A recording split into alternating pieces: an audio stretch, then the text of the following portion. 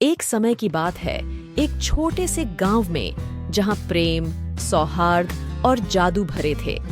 इस गांव में एक राजा और रानी रहते थे जिनका प्यार और साथी बंधन अद्वितीय था।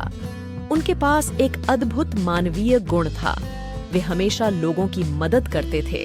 एक दिन एक चमत्कारी जादूगर गांव में आया। वह लोगों को अपनी कला का आदर्श प्रदर्शन करने के लिए आया था। राजा ने उसे अपने महल में बुलाया और उसे अपने जादुओं का प्रदर्शन करने के लिए कहा। जादूगर ने एक चमत्कारी झाड़ू उठाई और कहा, यह झाड़ू हर किसी की भलाई के लिए काम करती है। और फिर वह झाड़ू से एक बूंद पानी उत्पन्न की, जो उसके चमत्कारिक शक्तियों से सभी रोगों को ठीक कर दिया। राजा ने देखा कि उसके विश्वासी और सहायक दरबारी ने अपने लिए एक झाड़ू मांग ली। उसने उसे दिया और कहा, तुम्हारी मदद के लिए यह झाड़ू तुम्हें सभी मुश्किलों का सामना करने में मदद करेगी। जब जादूगर गांव से निकला तो वह एक युवा लड़की को देखा जो दरिया के किनारे खड़ी थी।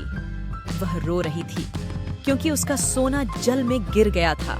जादूगर ने उसके पास जाकर कहा, मुझे दिखाओ, मैं तुम्हारी मदद कर सकता हूँ। और उसने अपनी झाड़ू से पानी में झाड़ू मारा।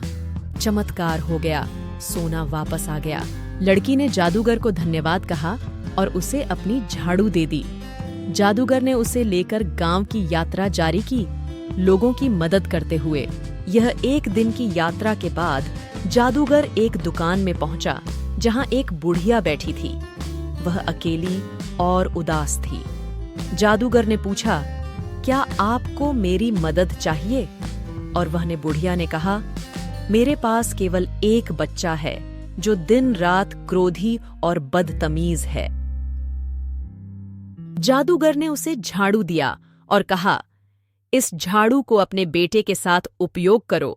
यह उसके मन को शांत करेगा और उसे सीखेगा कि कैसे दूसरों का सम्मान करना चाहिए। बुढ़िया ने जादूगर को धन्यवाद कहा और उसे ले लिया। झाड़ू की मदद से उसका बेटा एक नया इंसान बन गया। जादूगर की यात्रा चलती रही और वह हमेशा लोगों की मदद करता रहा। उसकी झाड़ू ने लोगों की जिंदगी में नई उम्मीदें और सफलता लाई। आखिरकार जादूगर गांव को छोड़ने के लिए तैयार हो गया, लेकिन उसने देखा कि गांव के लोग खुश और संतुष्ट हैं। उनकी मदद के लिए वह ने उन्हें धन्यवाद दिया और उनसे प्रेम और सम्मान का वादा लिया।